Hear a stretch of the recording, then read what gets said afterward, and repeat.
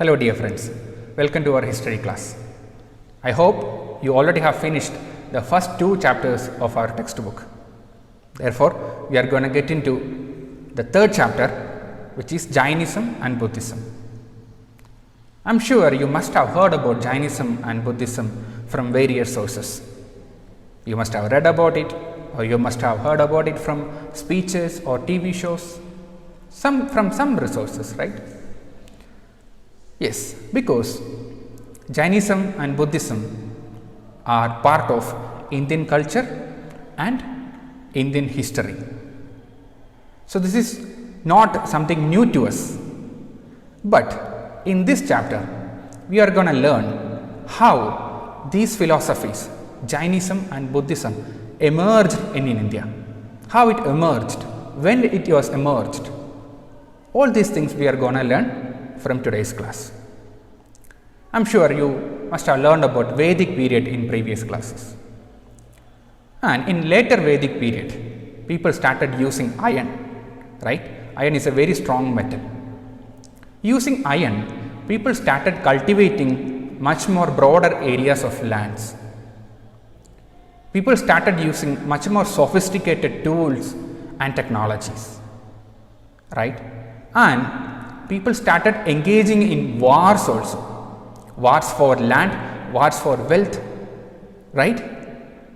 And there were different small tribes that existed in later Vedic period, and wars occurred among these small tribes, and as a result, small tribes, they declined, they were defeated by the larger tribes, and as a combination, as a collection of these tribes, kingdoms emerged, okay, and these kingdoms were known as Janapadas, and one or two or a number of Janapadas joined together, and it led to the formation of big Janapadas, and those bigger Janapadas were known as Mahajanapadas. Yes, and what is the procedure? Yeah, smaller tribes, they fought together, and a number of small tribes joined together and became Janapadas, and these Janapadas, a number of Janapadas joined together and became Mahajanapadas. Yes, and in 6th century, what happened? A number of new thinkers, philosophers emerged, and the most prominent ones among them are Buddha, Mahavira and Zoroaster. Okay, and we are going to learn about Mahavira and Gautama Buddha from this chapter.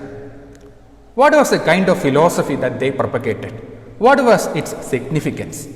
All those things we are going to discuss in this chapter. Okay, in 6th century, as I told you, thinkers or philosophers such as Gautama Buddha and Mahavira emerged, and they also questioned the existing religious practices. Back then, Indian society was based on caste system, and it was based on discrimination, right? So, these new philosophers such as Gautama Buddha and Mahavira, they questioned caste system and practices which are based on discrimination, such as animal sacrifice. They questioned it, they opposed it, okay, and they propagated a new school of thought, a new way of philosophy, which later influenced lakhs of people. Okay, first of all, we are talking about the resources from which we study about Jainism and Buddhism. As we all know, Jainism and Buddhism were emerged in 6th century BC. So, it happened long time ago. So, what are the resources from which we learn and study about Jainism and Buddhism? There are certain resources. We will definitely study one after other. And the first topic that we are going to discuss is Angas. What is Angas? In simple words, Angas are teachings of Lord Mahavir. But these were not written directly by Lord Mahavir. Instead, Angas were collected and compiled by the disciples of Lord Mahavir. Okay, so whatever the teachings propagated by Lord Mahavir, his disciples collected them, compiled them and presented it to the world, and that is known as Angas. Total there are 12 Angas are there. Okay, 12, and they are collectively known as Dodashanki. Okay, collectively known as Dodashanki. The foremost of these Angas is Ajarank Sutra. Ajarank Sutra. Ajarank Sutra talks about the code of conduct which has to be followed by a Jain monk. Ajarank Sutra is about the code of conduct which has to be followed by a Jain monk. Okay. There is yet another important Anga which is known as Vyahika Pragnabati, which is popularly known as Bhagavati Sutra. Okay. And Bhagavati Sutra talks about the principles, the doctrines of Jainism in a comprehensive way. Okay. Bhagavati Sutra talks about the doctrines of Jainism in a comprehensive manner. Okay. Now we should discuss the historic periods at which the compilation and collection of Angas happened. Okay. The first attempt was made in 4th century BC. In 4th century BC, a famine affected Patliputra, today's Patna, Bihar, and a group of Jains left Patliputra and started moving towards South India. And who were people who were left there, who were left in Patliputra? They conducted a council and they decided to compile and collect together the teachings of Lord Mahavir, and they compiled 12 Angas as a result of their effort.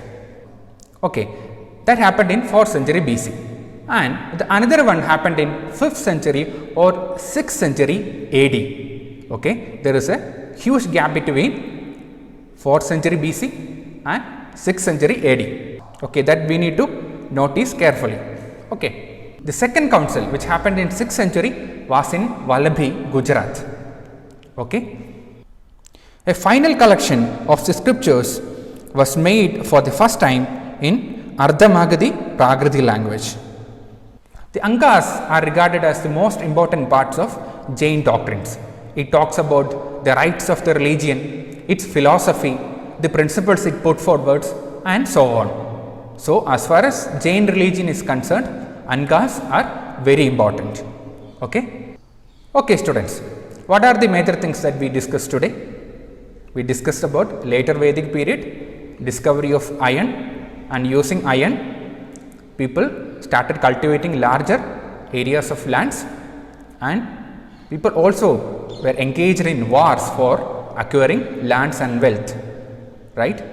And as a result of those wars, Janapadas emerged. Janapadas means kingdoms, and a collection of small Janapadas led to the formation of Mahajanapadas, right? Kingdoms which were much more stronger and bigger in size, right? Okay, and in 6th century, many philosophers emerged such as Gautama Buddha and Lord Mahavira. They propagated new ideologies and new ideas that influenced thousands of people, right? And they also questioned the existing religious practices and dogmas. Okay, and we also discussed about Angas. What is Angas?